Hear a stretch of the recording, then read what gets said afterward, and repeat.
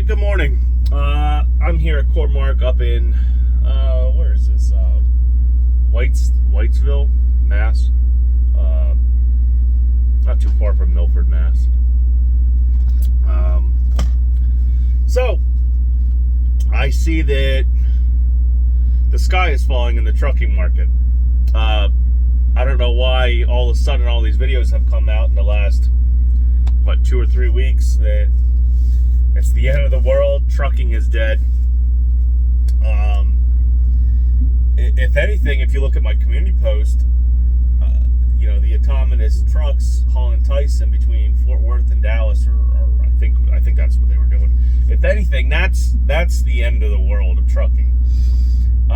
This is just a market correction. Capacity was overloaded because of COVID. There was huge demand because everybody was scrambling to get goods into these warehouses, and it's not there anymore. Simple as that. The problem, though, is we have, the internet, we have YouTube. It's no longer really word of mouth. It's go, gold rush, make the money, and, then you have all the other people that hustle and scam on top of that they got out there and told about how good, trucking is. It's the best thing ever. You'll make $1 million, and didn't really talk about how at least the spot market works in trucking, and even then, just the business in general. Even for dedicated customers and freight, a lot of these companies, every so often, they search for a better deal. It's just what they do. So if you have like a dedicated customer or whatnot, they're always searching for a better carrier, either to do the service better or to do it at a more reasonable or cheaper rate. That's just the way it is. It's the way business always works. There's always somebody at the top, usually now investors, barking and moaning that they want their 12 or 15%, and they got to go down and cut costs throughout the company. And transportation is one of those costs where they look at it and it's like a necessary evil to most companies. They don't want to really pay it. They just rather have their goods just show up, and kind of like how we got free shipping with Amazon now, and that just goes on, and it percolates up through the personal side into the commercial side, I guess. Just that mentality of free shipping and stuff, and it's just what's happening. That's why they want autonomous trucks. That's why they are talking about drones that will drop your packages off at your door and stuff. They want to cut those costs, and the same thing's going on now. It's just the way of the future.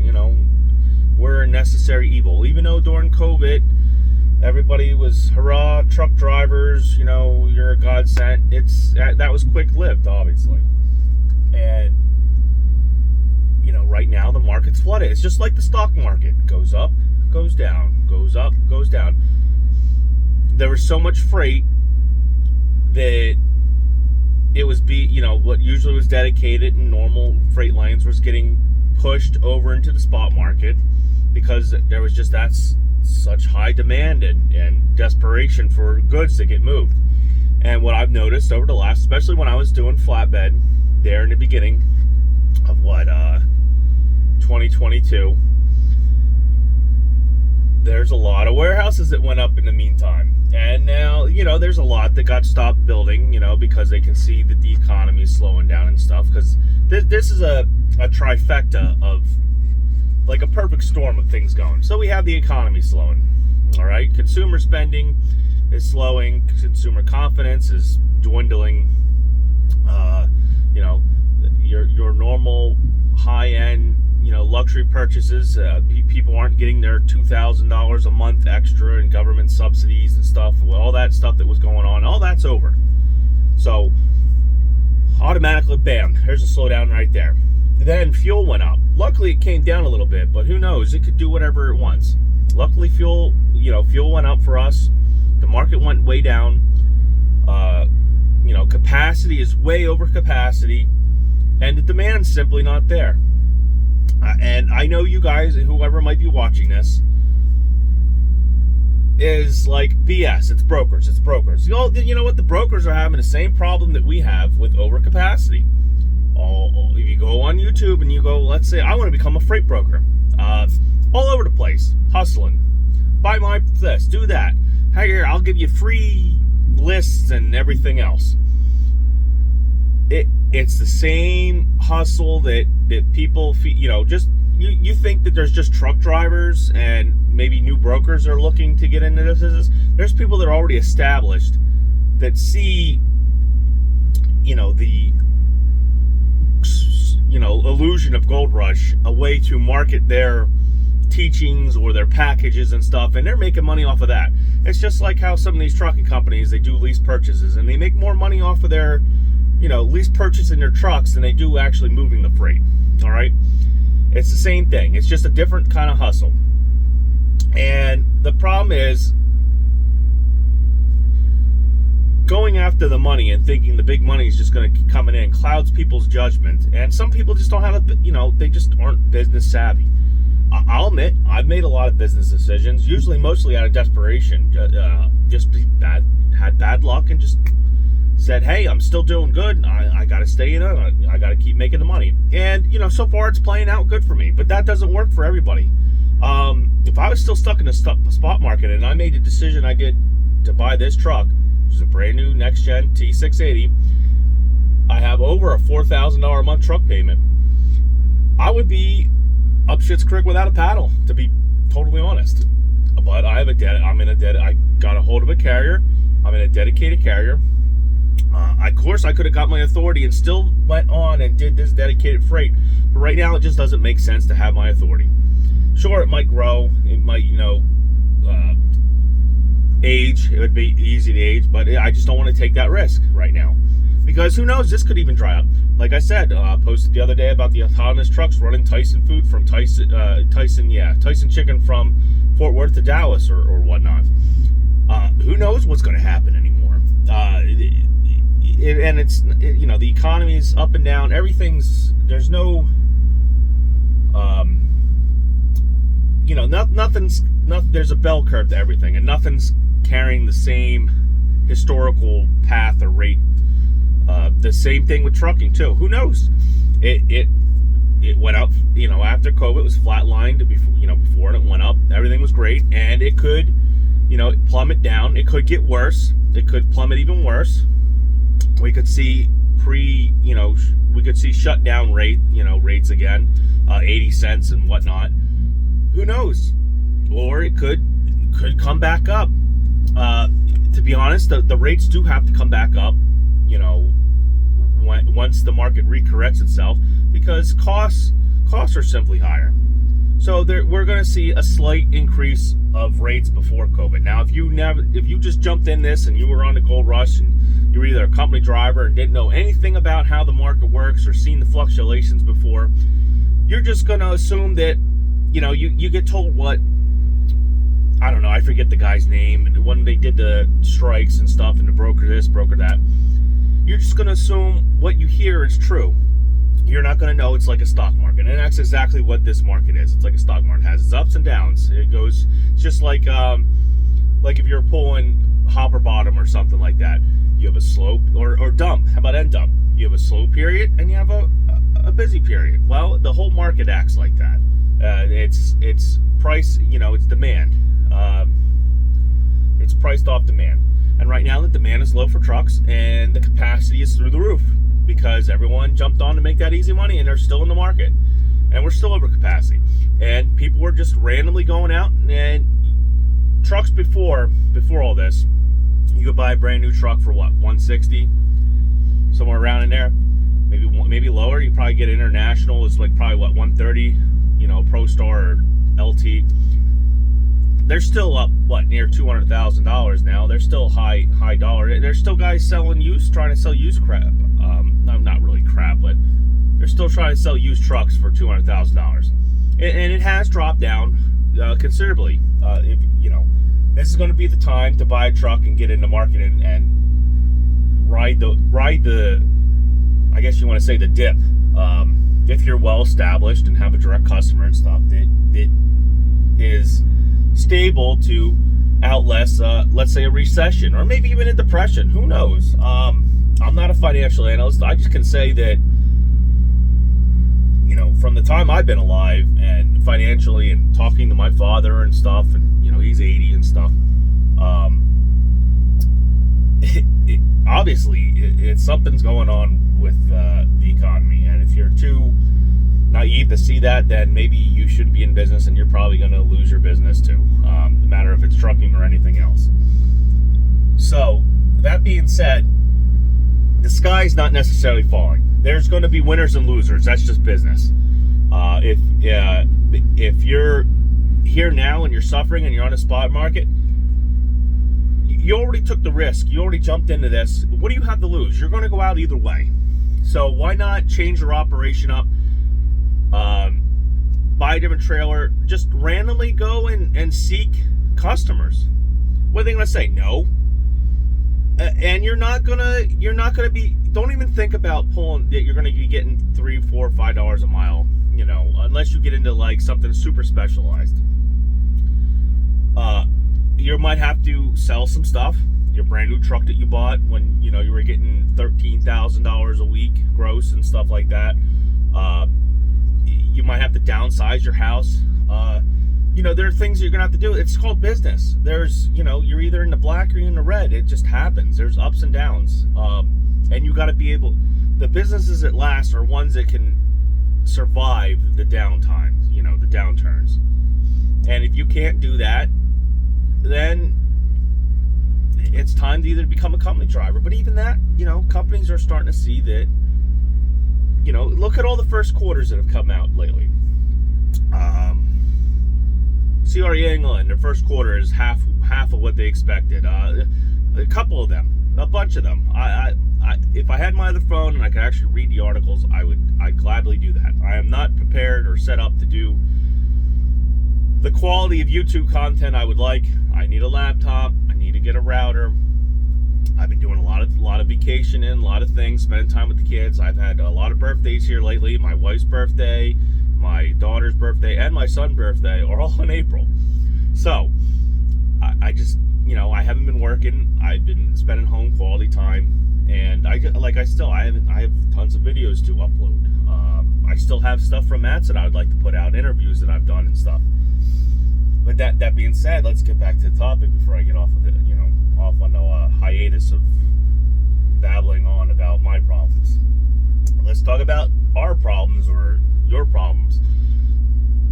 Like I said, if you're hurting, it might, if you can't see a way out, it might just be a time to fold. Start over again. That's what trucking does. If you can get out right now with your shirt, it's probably the time to get out before you end up with nothing and so far in the hole that you can't dig your way out. If you can find somebody to buy your truck, you might have to pay half of the loan or whatnot, or like I said, sell your pickup truck or do something. You're gonna have to at least get out now with your shirt before you're stuck naked, in the middle of a Walmart parking lot or something. You know what I'm trying to say? I'm not trying to say it's the end, forever. I'm just saying that the market will come back, and you'll learn from this experience, and maybe not do the same outlandish just signing and going things that you did before. Like I said, that trucking is still a business.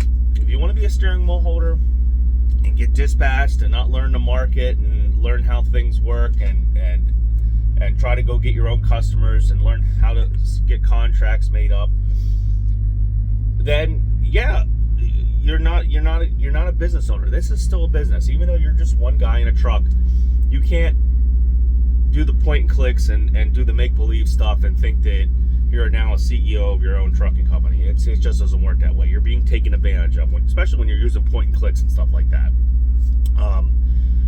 That is not how a trucking business really works. A trucking business really works with you knowing every little piece of your business. You knowing how the market is. You knowing, like, let's say you do tomatoes, and let's say you're doing refill. You do tomatoes and watermelon stuff. Knowing when your seasons are, knowing who your customers are, actually having freight contracts. That's running a business.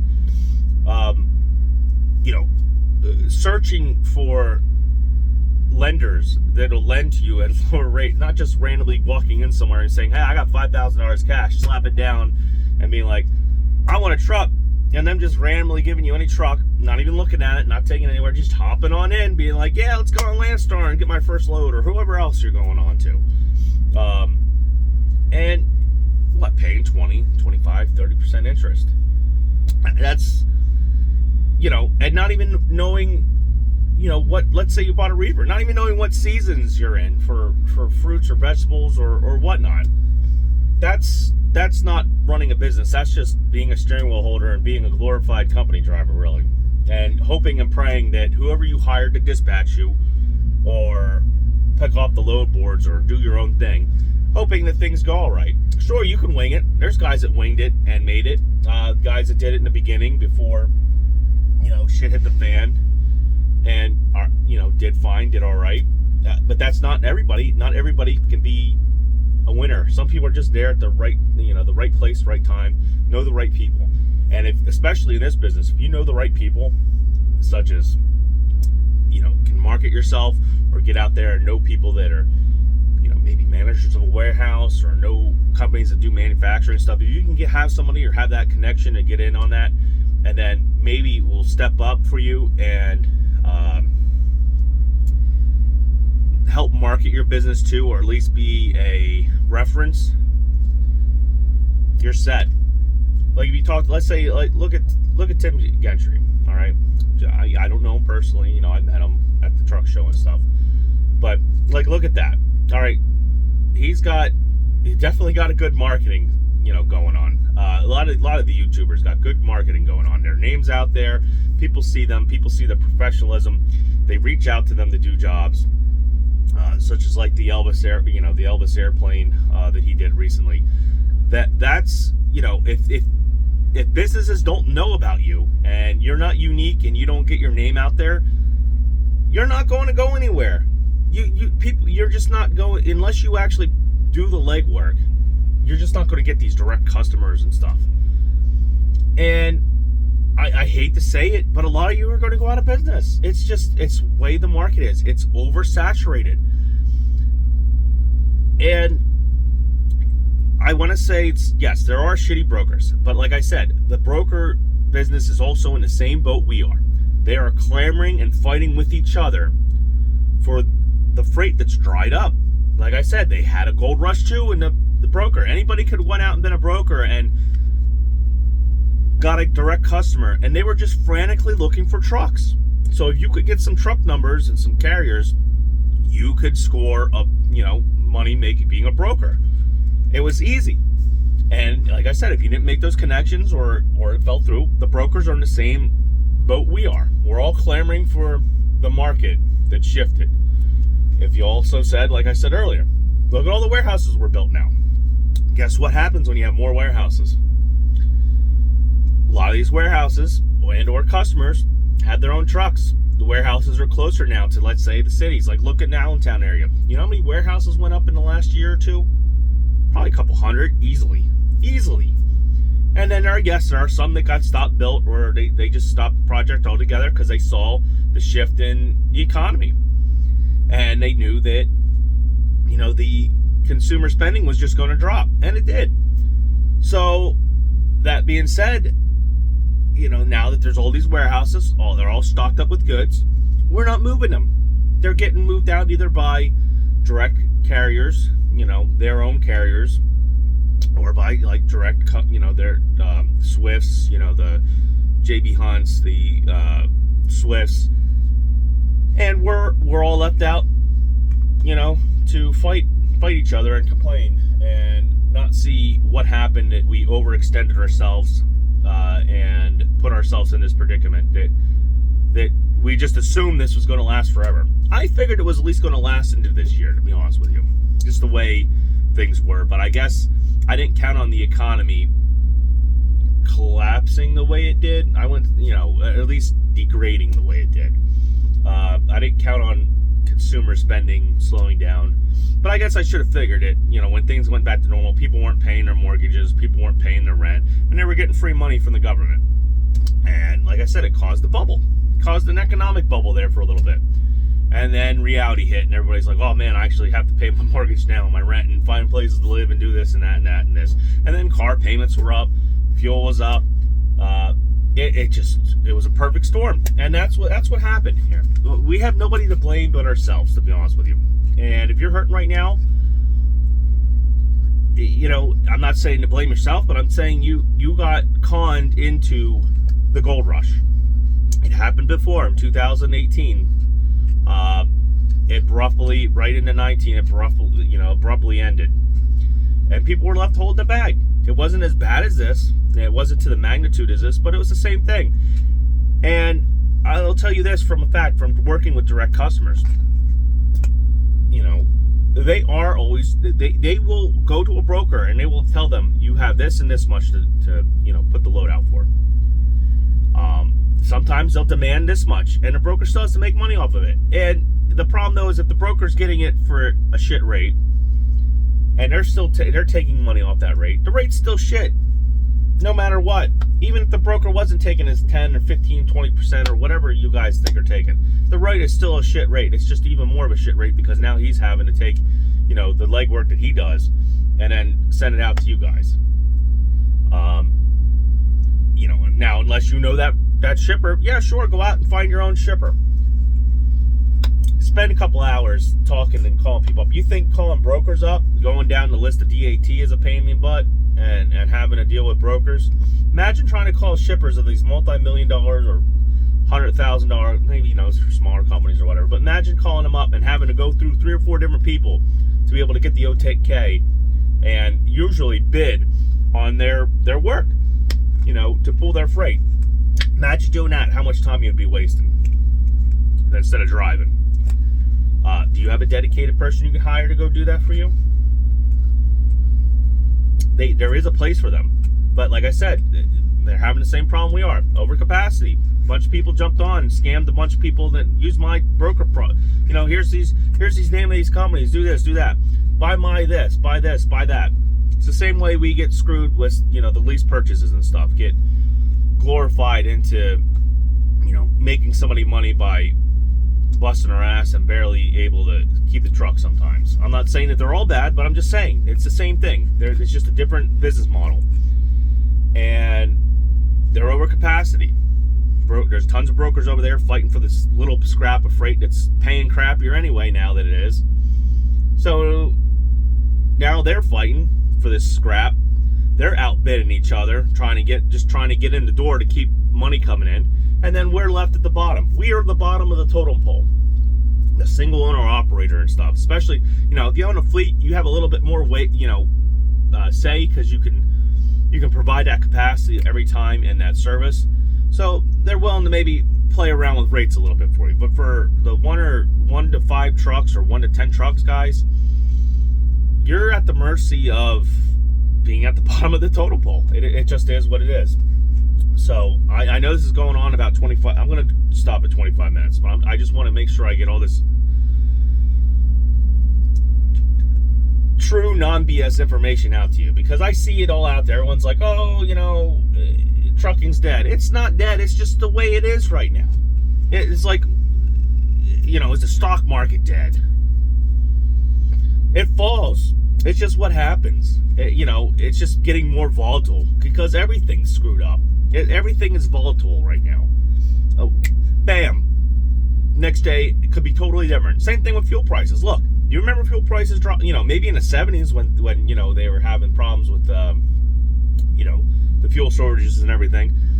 But historically, were there like $1.50, $2 jumps in diesel prices? Not really. But lately there has been. And that's volatility. And you have to prepare yourself for that. There's going to be a while where you're in the red. And it's just normal for business. There's some businesses that half the year they're in the red. Imagine being a landscaping business, in the Northeast or something. Sure, you might get a few snowstorms that'll help you out.